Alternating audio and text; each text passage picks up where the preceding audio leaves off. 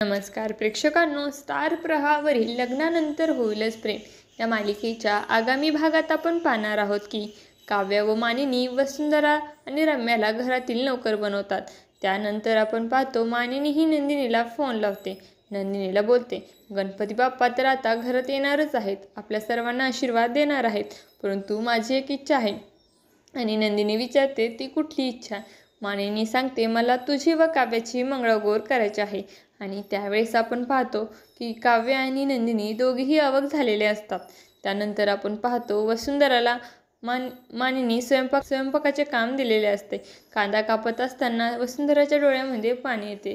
त्यावेळेस मानिनी म्हणते, घरातील सर्वांच्या डोळ्यामध्ये एवढं वर्ष पाणी आणलंस, आता थोडं तुझ्या डोळ्यात पाणी आलं तर काय फरक पडू दे, येऊ दे थोडं पाणी। त्यानंतर आपण पाहतो काव्याने रम्याला फरशी पुसायला लावते आणि बोलते, लवकर आटप, आणखी सर्वांच्या बेडरूम हॉल बाकी आहे।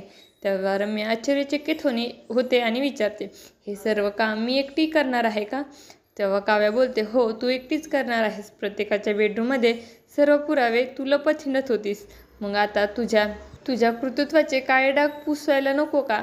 सर्व रूम लवकर पुसून घ्यावी। आणि तेव्हा रम्याला देखील अतिशय राग आलेला असतो व ती नाईलाजाने फरशी पुसू लागते। आता येणाऱ्या भागामध्ये काव्य व मानिनी कशा प्रकारे रम्या व वसुंधराला व्यवस्थित नीट करतात हे पाहणं अतिशय रंजक ठरणार आहे। तुम्हाला जर आपला व्हिडिओ आवडला असेल तर चॅनलला लाईक, शेअर आणि सबस्क्राईब करायला विसरू नका। धन्यवाद।